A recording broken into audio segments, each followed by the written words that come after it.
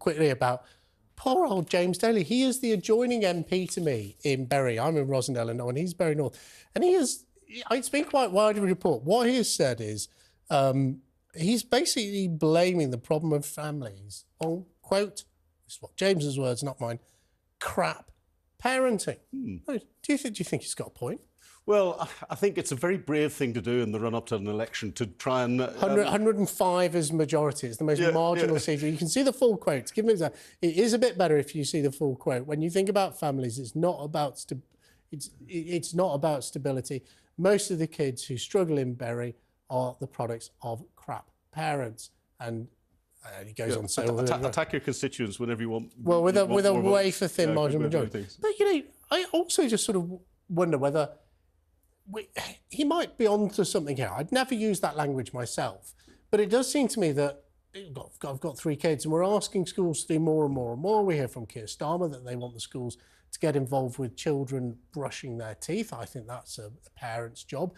Jeremy Hunt in the budget said that, you know, every child over the age of 9 months shortly will get free childcare. Lots of people who don't have children have said to me, but I massively agree with that because it benefits me. But I know lots of people who haven't got children who said, well, you had the kids, why shouldn't you pay for them to have childcare? Isn't this a symptom that isn't James Daly crassly maybe picking up this theme that we're just asking the state to do more and more and more? I think he's bringing out an important point. You know, parents need to take responsibility for deciding if they can afford to have children and when they have children, and then how the children are brought up.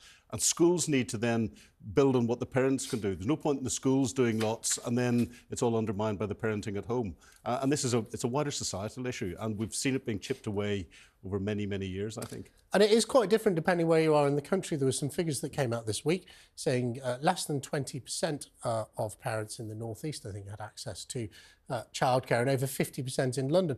And that's just a geographical change. Now, I look at that. This is non-scientific, and I think, well, that's because if you live in London, your house is so expensive, you both need to go out to work. Maybe if you live in the best part of the country, the north of England, where houses are relatively more affordable, they're still very expensive, that you can make that sort of decision where maybe one parent, doesn't have to be mum, can be mum or dad, can spend a bit more time at home bringing up your kids. Well, and the other thing is, I think, you know, the family structure and the community structure has disappeared in many places.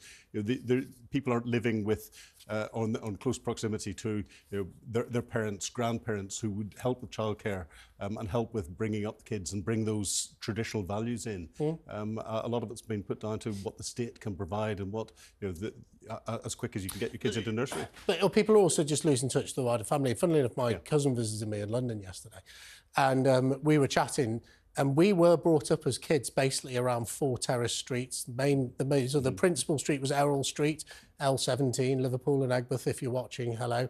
The principal street was Errol Street, where my granny lived, and then all the streets around that is where my cousins lived. We didn't live there. We just lived a little bit further away. But every school holiday, tea after school, we went and we lived in those 4 streets of terraced houses in the centre of Liverpool. Families are so much more disjointed now. People move away to work, people go to university. You've lost a lot of that infrastructure on the family. It's maybe, again, what James Daly is getting at. Yeah, very, very much so. You know, mine was Meadowbank Place and off the Lisburn Road in Belfast, where my granny lived, her sister lived, my aunt lived, and all of my cousins lived in that area. We'd go up there almost every weekend and just spend a Saturday or Sunday up.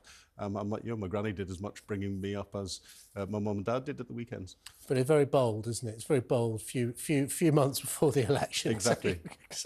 Attack your own constituents. Don't know how to bring up their own kids. But I think James Daly may have a bit of a point. And he's part of this group called the New Conservatives.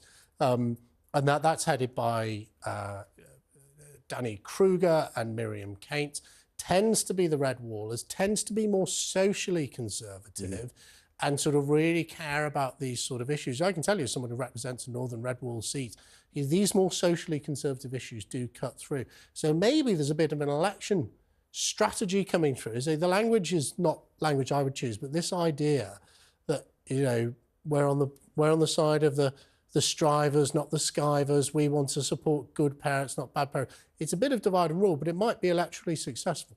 I think there is, and I think we're going to see more straight-talking language from MPs who are in marginal seats who are thinking, I've got nothing to lose because I am potentially going to lose my seat at the next general election. And this is going to play out more and give us much more to talk about, I think, over the next year.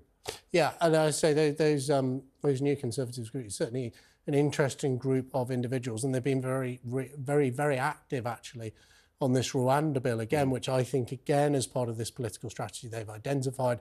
Let's sort of dig our heels in this Rwanda bill. Miriam Cates and Danny Kruger, the head of this new group, were sort of running a whipping operation. We talk about these 5 families in politics, which is the idea that the right-wing members of the Conservative Party come together like a mafia family. It's not actually true, but it writes lots of newspaper headlines. But certainly this new Conservative group were very instrumental in digging their heels and in trying to beef up the Rwanda story. So it's a bit of a dual strategy, sort of small c, socially conservative, but still really tough on immigration. And it's clear the Labour Party's got some concerns about this because we've heard from Keir Starmer's team this week that they're going to become much tougher on immigration themselves on the run-up to the election.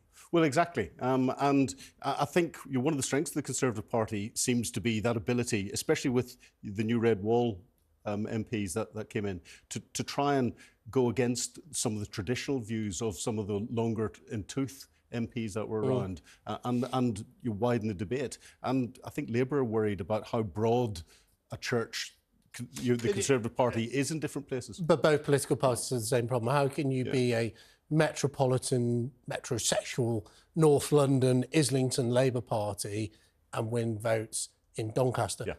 Same problem Rishi Sunak's got. How can you be a party that appeals to people who live in Richmond in Surrey and Richmond in Yorkshire? Well, they're probably exactly the same. Richmond and Surrey and Doncaster again. We all need to appeal to all of them.